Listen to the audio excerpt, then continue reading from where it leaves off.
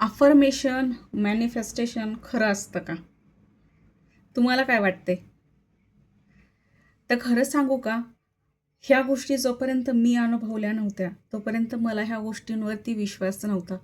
कितीतरी लोक म्हणतात की मॅनिफेस्ट केलेल्या गोष्टी आपल्याकडे अट्रॅक्ट होतात किंवा आपण मागितलेल्या गोष्टी आपल्याला भेटतात.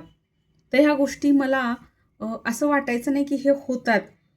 पण ह्या गोष्टी फक्त चांगल्याच गोष्टी होतात का? का फक्त त्याबरोबर वाईट गोष्टी पण आपण अट्रॅक्ट करत असतो, मॅनिफेस्ट करत असतो?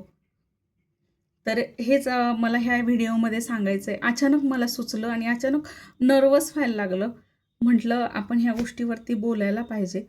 कारण जवळ-जवळ 2-3 वर्ष झालं मी ध्यान करते, मेडिटेशन करते. त्यामुळे माझ्या आयुष्यात अफर्मेशन किंवा ह्या सगळ्या गोष्टी ना खूप इझिली होतात. आणि मला कळाले की मला कुठल्या गोष्टी मागायच्या आहेत किंवा कुठल्या गोष्टींबद्दल मला अ, वाईट वाटतं की त्या गोष्टी माझ्याकडे असायला पाहिजेत आणि त्या मला त्या आता ह्या सगळ्या गोष्टींचा, ह्या पुस्तकांचा अभ्यास केल्यानंतर ना कळाले की ह्या भौतिक वस्तूंच्या पलीकडे आपलं आयुष्य आहे. आपण ॲक्च्युली कसं असतं ना की आपण ह्या भौतिक वस्तू ज्या मागतो ना, ते म्हणजे असं आहे की मृगजळात फसणं. आपल्याला जोपर्यंत आपण ह्या भौतिक वस्तूंच्या मध्ये असतो किंवा भौतिक वस्तूंची इच्छा असते आपल्याला, तोपर्यंत आपण त्या भूलभुलैयामध्ये किंवा त्या अ, कु ह्याच्यामध्ये ट्रॅपमध्ये अडकल्यासारखं असतो. मग आपण जन्मोजन्मी फक्त ह्या निर्जीव वस्तू मागत असतो. पण आत्म्याचं खरं सुख काय आहे? आपण कशासाठी जन्म घेतलाय? आपण आत्मा आपल्याला कसा कळतो? जिवंतपणी आपण आत्मा बघू शकतो का? ह्या सगळ्या गोष्टींना ध्यानातून कळतात.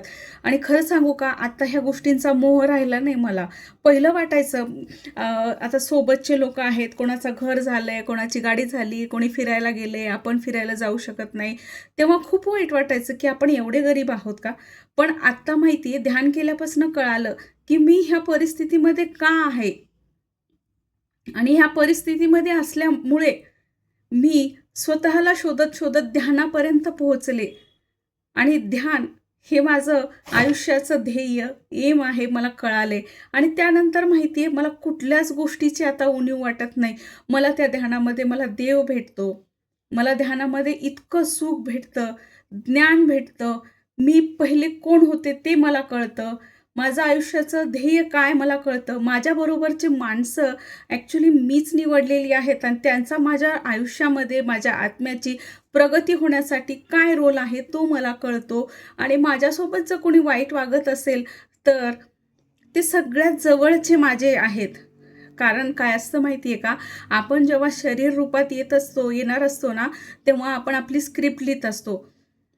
आणि आपल्याला ह्या आयुष्यामध्ये जन्माला आल्यानंतर ना काही गोष्टींचे अनुभव घ्यायचे असतात. मग प्रत्येकजण रोल घेत असतं, की मी बाबा तुझ्या आयुष्यामध्ये ह्या प्रसंगात मी तुला साथ देईन, ह्या प्रसंगामध्ये मी तुझ्याशी चांगलं वागेन, हे वागेन. प्रत्येक आत्मा तो रोल घेत असतो. पण वाईट वागायचा रोल कोणीच घेत नाही. आता मला एखादी गोष्ट वाईट बघायची, मला त्या गोष्टीचा अनुभव घ्यायचा आहे, की कोणीतरी मला भांडतंय, कोणीतरी माझ्याशी वाईट वागतंय, असा अनुभव घ्यायचा आहे आणि त्यातून माझ्या आत्म्याची पुढे प्रगती होणार आहे. पण हा रोल घ्यायला कोणीच तयार नसतं. तेव्हा कोण पुढे येतं माहिती आहे का? तुमच्या आत्म्याच्या सगळ्यात जवळचे जे आत्मे असतात ना, ते पुढे येतात. कारण नेहमीच आपल्या जवळच्याच लोकांना वाटत असतं, की आपली प्रगती व्हावं तसंच आत्म्यात असतं. म्हणून तेच पुढे येतात आणि ते म्हणतात, की तू जेव्हा भौतिक रूपात जन्म घेशील, तेव्हा मीच तुझ्या आजूबाजूला येऊन तुला त्रास देईन, जेणेकरून तो त्रास भोगून तुझ्या आत्म्याच्या पुढच्या प्रवासाला तू जाशील आणि तुझ्या अनुभव तुझे कंप्लीट होतील. त्याच्यामुळे माहिती आहे का, आपल्या आयुष्यात जे जास्त वाईट वागतात ना, ते सगळ्यात आपल्या जवळचे असतात. आणि असं वाटायचं मला, की हे वाईट वागतंय, ते वाईट वागतंय. तेव्हा मी काय ठरवलं माहिती आहे का? आणि तेव्हा मला कळालं, की काय करायचं असतं, की ध्यानात बसायचं. आणि ध्यानात सगळ्या गोष्टी कळतात बरं का आपल्याला.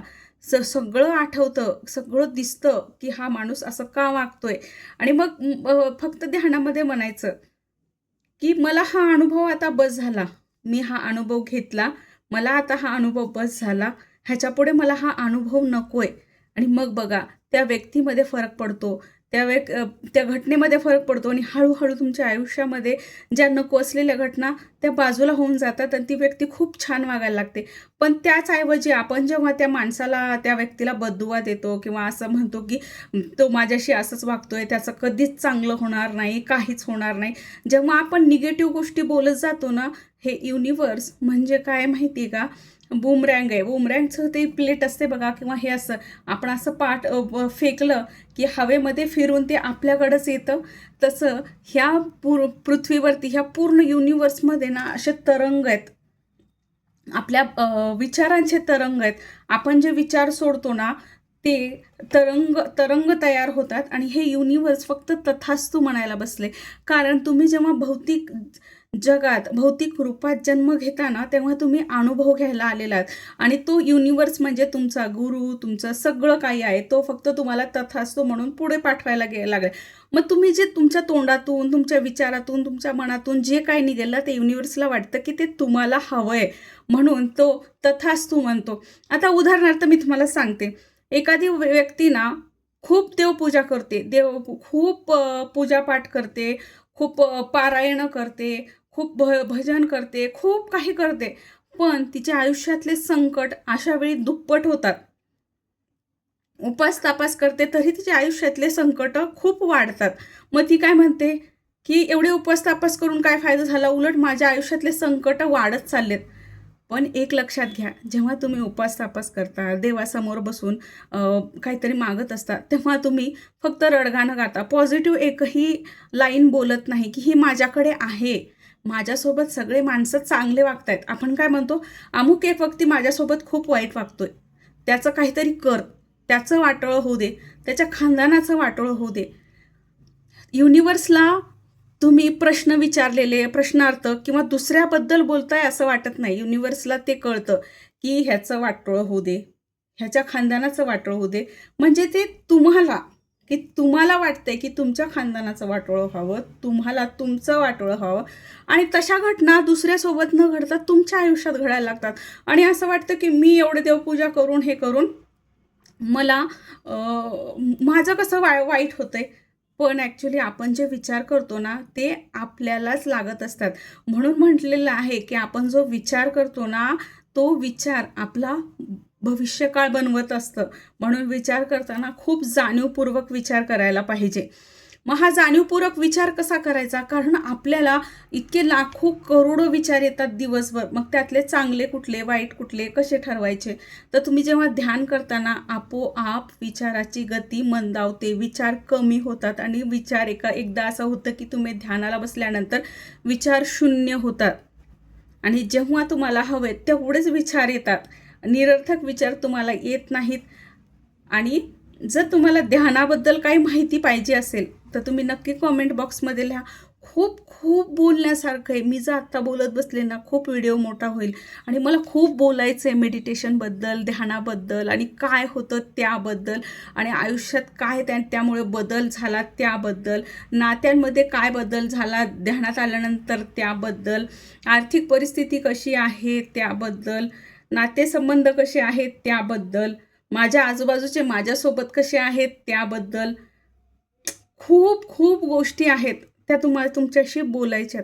जर तुम्हाला पण मेडिटेशन, ध्यान याच्याबद्दल माहिती हवी असेल, परत मॅनिफेस्टेशन कसं होतं, काय केल्यानंतर मॅनिफेस्टेशन लवकर होतं ते पण माहिती पाहिजे असेल तर मला कमेंट बॉक्समध्ये सांगा. मी त्याची उत्तरं देईल, पुढचे व्हिडिओ करेल.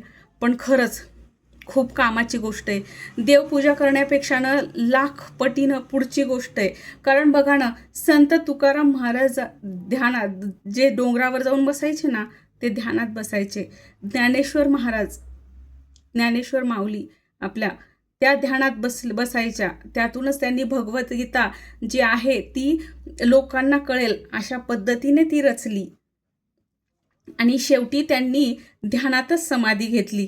आपले प्रत्येक संत जे होते ना, की त्यांच्या सावता माळी असतील, गोरोबा कुंभार असतील, हे काय करायचे, ध्यानामध्ये गुंग व्हायचे आणि त्यांना कळायचंच नाही की आपण नेमकं काय करतोय. म्हणूनच गोरोबा कुंभारांनी त्या ध्यानाच्याच नादात आपल्या मुलाला पायाखाली तुडवलं नव्हतं का? ते ध्यान इतकं इतकं प्रगल्भ आहे ना, की आपल्याला साक्षात आपली इष्टदेवता दिसते, इष्टदेवता आपल्याशी बोलते. इतकं ते ध्यान प्रगल्भ आहे. आणि तुम्हाला जर ह्याबद्दल माहिती हवी असेल तर नक्की कमेंट बॉक्समध्ये सांगा. मी पुढचा व्हिडिओ त्याच्याबद्दलच घेऊन येते. चालू आहे याच्यावरती अभ्यास. चला भेटूयात पुढच्या व्हिडिओमध्ये. नमस्कार.